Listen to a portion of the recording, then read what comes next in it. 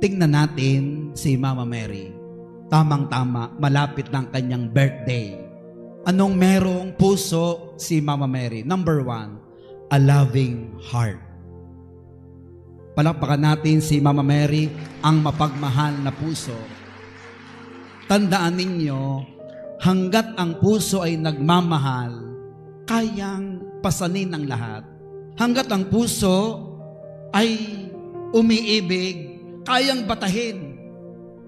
Ang sabi nga ho ng isang kaibigan ko, when you pray, don't pray for an easy life. Rather, pray to be a stronger person. Alam nyo, kapag tayo nagdadasal, wag daw nating sasabihin, Lord, sana mawala itong lahat ng krus na ito. Sana wala ng utang ko. Sana wala ng mga problemang ito. Hindi ho yung mangyayari. Hindi.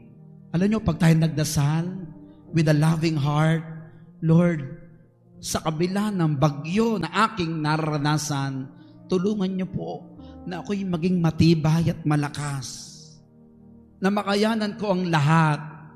Lahat naman tayo lumulubog eh. Lahat tayo nadadapa.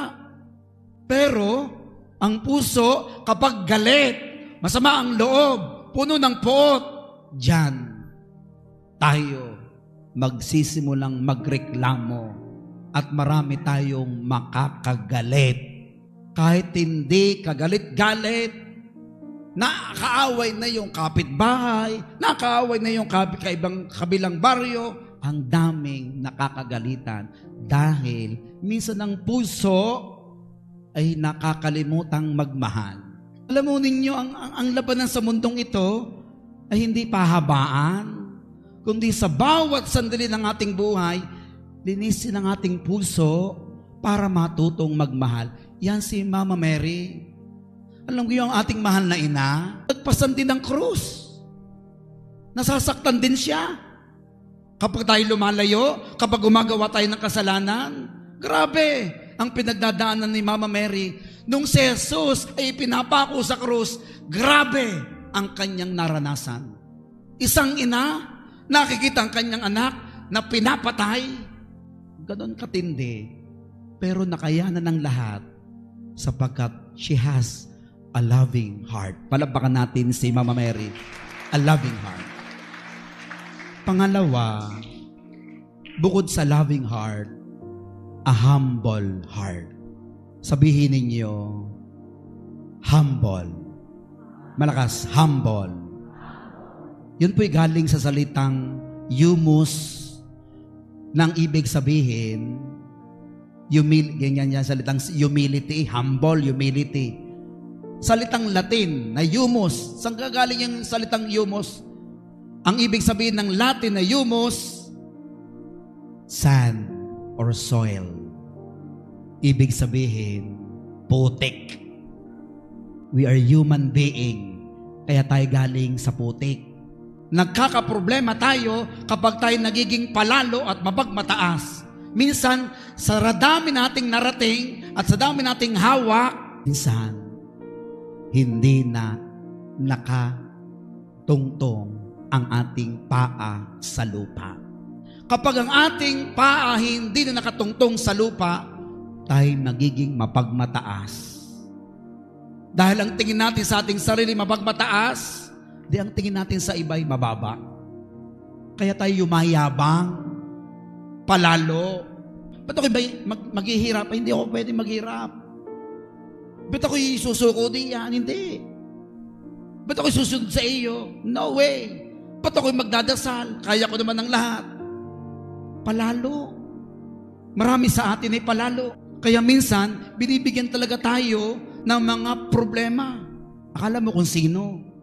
Isa sa ating napakahirap nating baguhin yung ating pagiging mayabang. Talaga naman. Pagbatanggenyo, malalaki, mababae, bata, matanda, asbo ang yabang. Tunay naman ho eh. Alala ko ho tuloy yung True to Life story. Nagkaroon ng convention. Luzon, Visayas, at Mindanao. Alam nyo pinagyayabang? Palakasan daw ng lindol. Talaga din noon. Palakasan pa ng lindol, pinagyabang pa eh. sumabat ang taga Mindanao. Nako, doon sa amin, kalakas ng lindol. Ay bakit mo naman nasabi? Ay pagkalindol ikon talaga namang yung lupa ay nawasak papangumayan. Nagkaroon ng fissure. Abay, malakas nga ho yun. Pag ang lupa ay nawarak, ay malakas. Subabat ang taga Visayas. Mas malakas ang lindol sa amin. Paano na nasabi? Hindi lamang yung lupa ay nawasak, pati mga bahay, gibang lahat. Ba talaga malakas yun. Sumabat naman ang taga Luzon. Nagkataong Batanggenyo. Taga St. Mary Fresh yata. Ito ang matindi. Isang salita pa lamang, nakaisa na ang sabi, yan palang mga lindol sa inyo. Sa amin ay aftershocks lang. Aba, aftershocks. Ay bakit mo naman nasabi? Nako! Doon sa amin, sa Batangas, sa lakas ng lindol, pagkatapos ng lindol, ang mga tao nagtagaan. Eh bakit nagtagaan? Nakapalit-palit ng lute, hindi nagtagaan. Eh nung iyabang.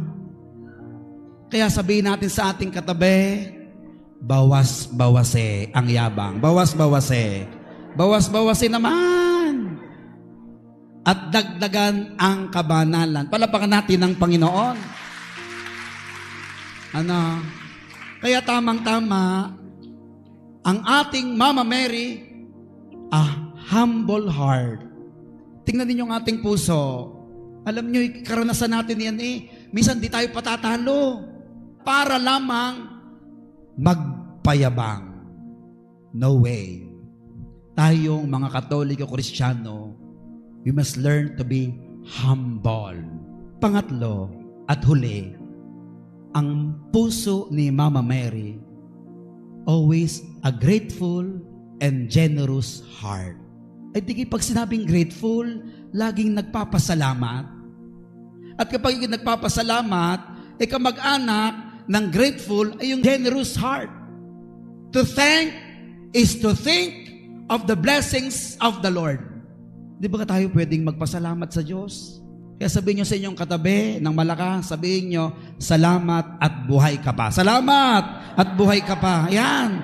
Buhay na buhay. Buhay na buhay.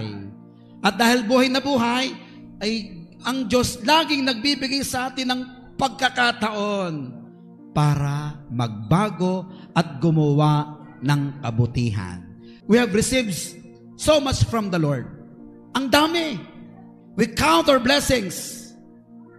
And after counting our blessings, we share the blessings. Ang sabi nga, graces are meant to be shared. Amen?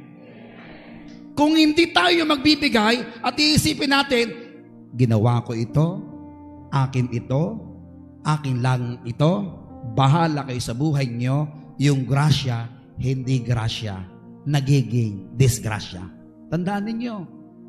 Pero yung biyaya na iyong tinanggap at ibinahagi mo sa iba, hindi lang ikaw yung masaya. Yung mga nasa paligid mo masaya. Yan si Mama Mary. Diba sa ating dasal, Hail, full of grace, the Lord is with thee. Blessed are you among women, and blessed is the fruit of thy womb, Jesus. Kaya tayo, habang tayo naghahanda para sa kanyang birthday, dapat lagi tayong nakangiti at mapagbigay. Tamang-tama sa buhay ng Kristiyano, no pain, no gain. No cross, no glory. Pero wag tayong matakot sa krus.